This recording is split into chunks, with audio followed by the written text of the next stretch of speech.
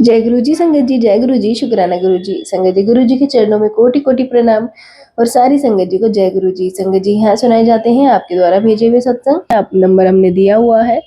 तो चलिए संगत जी, आज हम आपके साथ शेयर करेंगे एक कथा जो कि भगवान शंकर की है। हम गुरु जी के आशीर्वाद से ये कथा आपके साथ शेयर करेंगे। अगर आप अपने बच्चों की ब्लेसिंग्स चाहते हैं, गुरुपा को प्रसन्न करना चाहते हैं, तो शिव भगवान की ये कथा आप लास्ट तक जरूर से सुनिएगा। तो चलिए गुरु जी से आज्ञा लेके गुरु जी का मंत्र जाप करके हम इस कथा को प्रारंभ करते हैं। ओम नमः शिवाय, शिव जी सदा सहाय। ओम नमः शिवाय, गुरु जी सदा सहाय। जय गुरु जी, जय गुरु जी। तो संगत जी, आज की कथा है, प्राचीन काल की बात है। एक गांव में एक साहूकार रहता था। साहूकार बहुत अमीर था, लेकिन उसकी कोई संतान नहीं थी। साहूकार अपने फंड्स को लेकर हमेशा चिंतित रहता था। और साहूकार भगवान शिव को प्रसन्न करने के लिए सोमवार के व्रत रखता था और व्रत के दौरान भगवान शिव पार्वती की पूजा करता था और शाम को शिवलिंग पर दीपक जलाता था। साहूकार की पूजा अर्चना को देखकर एक दिन माता पार्वती ने भगवान शिव से कहा कि हे प्रभु, यह साहूकार आपका परम भक्त है। प्रति सोमवार को विधि विधान से आपकी पूजा करता है। मुझे लगता है कि आपको उसकी मनोकामना पूर्ण कर देनी चाहिए। तो शिव जी ने पार्वती जी के पास बात को सुनकर कहा कि हे गौरी, यह संसार एक कर्म क्षेत्र है। जैसे एक किसान अपने खेत में बीज बोता है तो कुछ वक्त बाद पेड़ मिलता है, उसी तरह इस संसार में आर्थिक जैसा कर्म होता है, उसे उसका फल मिलता है। भगवान शिव बोले कि इसके कर्मों में संतान सुख नहीं है। लेकिन माता पार्वती ने भोले भंडारी से दोबारा आग्रह किया और कहा, हे नाथ, फिर भी आप इसकी मनोकामना पूर्ण कर दीजिए। यह आपका परम भक्त है। अगर आपने अपने भक्तों की इच्छा को पूर्ण नहीं किया तो वह आपकी पूजा आराधना क्यों करेंगे। माता पार्वती के इतने आग्रह करने पर भगवान शिव ने कहा कि यह साहूकार बहुत धनवान है और इसका कोई पुत्र नहीं है, इसलिए यह सदैव चिंतित रहता है। लेकिन इसके भाग्य में संतान योग ही नहीं है। लेकिन तुम्हारे आग्रह करने पर मैं इसे पुत्र प्राप्ति का वरदान दे देता हूँ। लेकिन इसका जो पुत्र होगा पूरे 12 सालों तक सीमित रहेगा। फिर रात्रि साहूकार को स्वप्न में शिव भगवान ने दर्शन दिए कि तुझे जल्द ही पुत्र रत्न की प्राप्ति होगी, लेकिन उसका पुत्र दीर्घायु नहीं रहेगा, बल्कि 12 वर्ष तक ही सीमित है। यह सुनकर साहूकार तो प्रसन्न हुआ और साहूकार ने इस बात को सुनकर पूजा अर्चना जारी रखी। कुछ दिनों बाद साहूकार की पत्नी गर्भवती हो गई और उसने एक सुंदर बालक को जन्म दिया।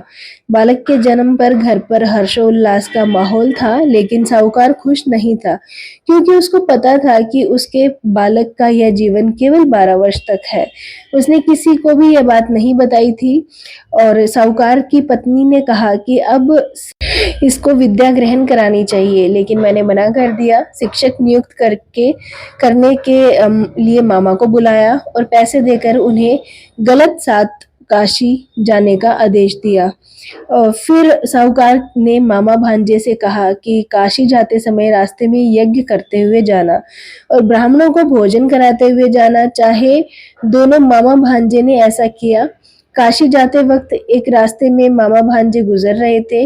वहां का राजा अपनी पुत्री के विवाह के लिए ऐसे राजकुमार से करवा रहा था जो कि काना था, उसे एक आंख से दिखता नहीं था। दूल्हे के पिता इस बात से चिंतित थे कि अगर दुल्हन पक्ष को यह पता चल गया कि दूल्हा जो है वो काना है, उसे दिखाई नहीं देता, तो वो राजकुमारी विवाह के लिए मना कर देगी।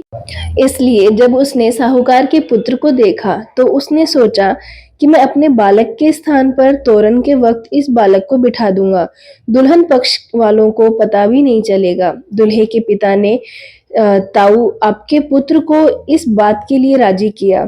इस तरह साहूकार के उच्च स्तर के दूल्हे के कपड़े पहने और घोड़े पर चढ़कर तोरण की रस्म पूरी की। तोरण के बाद फेरों की जब बारी आई तो दूल्हे के पिता ने साहूकार के पुत्र से अनुरोध किया कि वह दुल्हन के साथ फेरे ले और शब्द विवाह संपन्न हो जाए।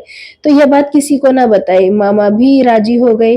विवाह समारोह भी निपट गया। शादी संपन्न होने के बाद मामा भांजा काशी के लिए प्रस्थान कर गए। परंतु साहूकार के पुत्र ने दुल्हन के कपड़ों पर लिख दिया था कि तुम्हारी शादी मुझसे हुई है। लेकिन तुम जिसके साथ जाओगी वो एक आंख वाला आदमी है और मैं काशी में शिक्षा ग्रहण करने जा रहा हूँ। जब राजकुमारी ने ये पढ़ा तो उसने राजकुमार के साथ जाने से इनकार कर दिया और अपने पिता से कहा, यह मेरा पति नहीं है, मेरा पति शिक्षा ग्रहण करने काशी गया है। जब सब जगह यह बात फैल गई तो मजबूरी में दूल्हे के पिता ने सारी बात दुल्हन के पिता को बतानी पड़ी और दुल्हन के पिता ने भी अपनी बेटी को भेजने से इनकार कर दिया। इधर मामा भांजे दोनों काशी पहुंच गए और बालक शिक्षा ग्रहण करने लगा और मामा ने यज्ञ करवाना शुरू कर दिया। सप्ताह शुक्र का पुत्र 12 साल का हो गया तो एक दिन अपने मामा से बोला कि उसकी तबीयत ठीक नहीं है और वह सोने अंदर जा रहा है। साहूकार का पुत्र अंदर सोने गया और उच्च मृत्यु को प्राप्त हो गया। कुछ देर बाद जब मामा अंदर पहुंचे तो उन्होंने जब भांजे को मरे हुए देखा तो वह बहुत दुखी हुए, परंतु वह रुक नहीं सकते थे वरना उसका ज्ञान अधूरा रह जाता। इसलिए मामा ने वापस जाकर यज्ञ पूरा किया और ब्राह्मणों का भोजन कराने के बाद मामा अपने मृत भांजे को देखकर रोने लगे। उसी वक्त उस मार्ग से पार्वती शिव जा रहे थे। माता पार्वती ने किसी के रोने की आवाज सुनी तो उन्होंने शिव जी से कहा कि प्रभु कोई मनुष्य रो रो रहा है, संयुक्त के दुखों को दूर करते हैं, चलिए। पार्वती माता मामा के पास गई और उन्होंने जब मृत बालक को देखा तो हैरान हो गई क्योंकि वह भगवान शिव के आशीर्वाद से साहूकार का पुत्र था। माता पार्वती ने कहा, यह तो साहूकार का पुत्र है, यह चीज तो आपने केवल 12 वर्ष तक आपने इसको जीवन दिया था। पार्वती जी ने मृत बालक को देखा तो उन्हें दया आ गई। उन्होंने शिव जी से कहा, प्रभु आप इस बालक को जीवन दान दे दीजिए वरना इसके माता पिता जीते जी मर जाएंगे। माता पार्वती के आग्रह करने पर शिव जी ने उनकी बात मान ली और उसे जीवन दान दे दिया। साहूकार का पुत्र जीवित हो गया और मामा भांजे अपने घर की ओर प्रस्थान कर गए। साहूकार का पुत्र उस शहर से जा रहा था जहां उसका विवाह हुआ था। दुल्हन के पिता ने बालक को पहचान लिया और उन्हें मामा भांजे को अपने महल ले गया। वहां से अपनी पुत्री को साहूकार की बेटी के साथ विदा किया। वहां दूसरी जगह साहूकार और साहूकार की पत्नी छत पर बैठे हुए थे, ये सोचकर कि अगर पुत्र जीवित नहीं आया तो यहाँ से कूदकर जान दे देंगे। लेकिन जब उसका मामा वापस आया तो उसने सारा वृतांत बताया कि भांजा अभी जिंदा है और सही सलामत है और विवाह करके लौट रहा है। तो शिव जी के आशीर्वाद से उनका पुत्र बिल्कुल सही सलामत है। शिव भगवान ने जैसा आशीर्वाद उस साहूकार को दिया वैसा सबको दे। संगत जी, ये थी कथा जो हमने आपको सुनाई बालक स्वरूप की। शिव भगवान ने कैसे बच्चे को आशीर्वाद दिया, ऐसे ही शिव भगवान आपके बच्चों को भी आशीर्वाद दे, गुरु महाराज आपके बच्चों को आशीर्वाद दें। तो चलिए संगत जी, आज के लिए इतना ही। जय गुरु जी, शुक्राना गुरु जी।